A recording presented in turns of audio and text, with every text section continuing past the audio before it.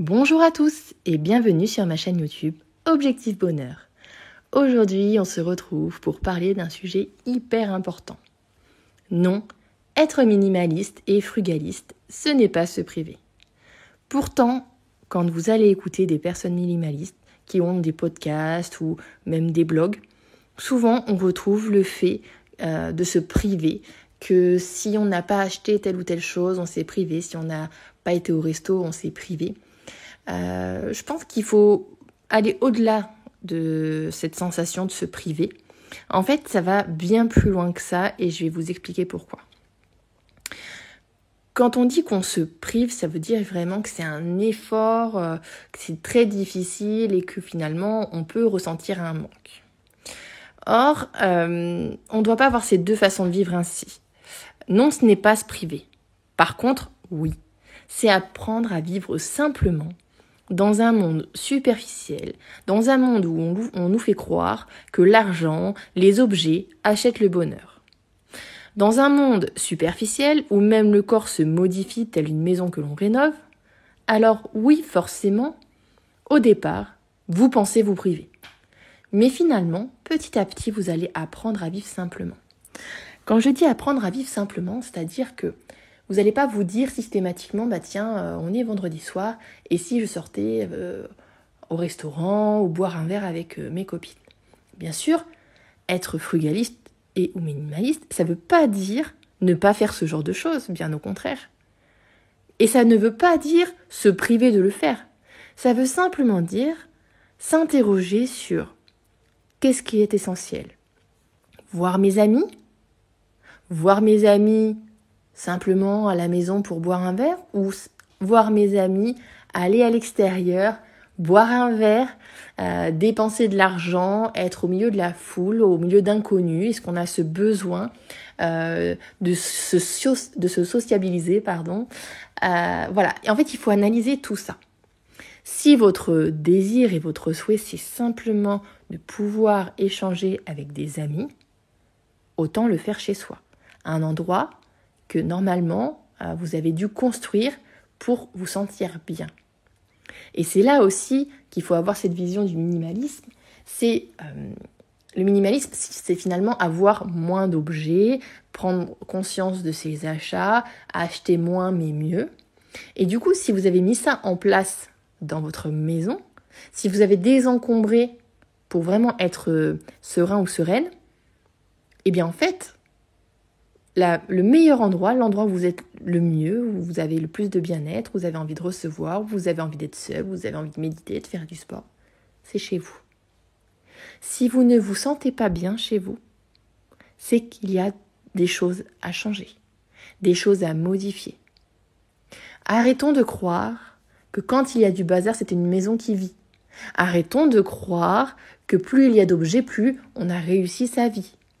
Arrêtons de croire qu'aller faire du shopping, c'est avoir un certain pouvoir sur les choses. Non. Le seul pouvoir qu'il est intéressant d'avoir, c'est le pouvoir sur le temps. Parce que le temps que vous passez à acheter, à vous déplacer pour faire les choses, c'est du temps que vous perdez. D'accord ? Le temps de qualité, c'est de profiter de l'instant, profiter des gens qu'on aime, des objets qu'on aime, parce qu'on a le droit aussi d'aimer des objets. Vous avez le droit d'aller acheter des objets, bien sûr, mais pas comme on peut le voir dans notre société de consommation. Il faut vraiment prendre conscience des choses qu'on a autour de soi. Et finalement, moins on a de choses autour de nous, et plus on les apprécie. Par contre, ça demande un énorme travail. Ça demande un énorme travail parce qu'on nous a habitués à être dans l'opulence, à avoir toujours plus. Donc forcément, quand vous vous dites « tiens, ça m'intéresse d'avoir moins, ça m'intéresse de dépenser moins », on utilise les termes se priver. Mais ce n'est pas le cas, c'est un choix. Quand on est frugal et minimaliste, on fait le choix de ne pas avoir et de ne pas dépenser certaines choses. Ce n'est donc pas se priver. La privation est liée au manque de moyens. Et quand on manque de moyens, on ne s'intéresse pas vraiment au frugalisme et au minimalisme, c'est finalement plus un instinct de survie. Être frugal et minimaliste, c'est ne manquer de rien. C'est apprendre à vivre avec ce que l'on a. Et peu importe nos moyens financiers, on devrait tous vivre comme ça. Car plus personne ne se sentirait pauvre. Plus personne ne se dirait « j'aimerais avoir ça pour me sentir heureux ». Non. On doit se satisfaire de la vie que nous avons. Parfois on l'a choisie, parfois on l'a subie. Mais il faut prendre le temps d'observer autour de soi. Il y a toujours des belles choses à prendre et des choses qui vont au contraire nous faire apprendre, nous faire grandir. Il y a des moments difficiles, mais il faut apprendre à s'en détacher, à les accepter. C'est ainsi. Vous ne pouvez pas tout maîtriser, vous ne pouvez pas tout contrôler.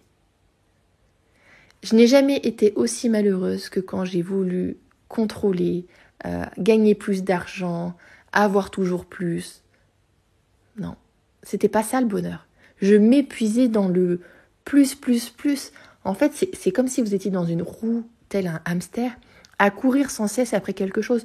Quoi qu'il arrive, si vous restez dans cette roue, vous aurez toujours envie de continuer de tourner. Vous ne pourrez pas vous arrêter. De toute façon, ensuite, c'est l'élan qui va vous porter. Et puis un jour, on craque, un jour, on se remet en question, un jour, plus rien n'a de sens. Parfois, c'est la crise de la trentaine, de la quarantaine, de la cinquantaine. Parfois, c'est le burn-out, c'est la dépression. Il y a plein de raisons qui font qu'on se remet en question. Parfois, c'est aussi la perte d'un être cher. De se dire que la mort est tout près, elle est là, elle est demain. Et est-ce qu'on mérite, est-ce que la vie mérite de la passer à ça, en fait, à dépenser, à consommer? Non, il faut apprendre à vivre autrement. C'est finalement la meilleure façon, le plus beau cadeau que vous puissiez vous faire. Et vous allez voir que non, c'est pas se priver. C'est un choix, et uniquement un choix. C'est une volonté, une façon de vivre, un art de vivre. Je vous remercie de m'avoir écouté sur ce podcast.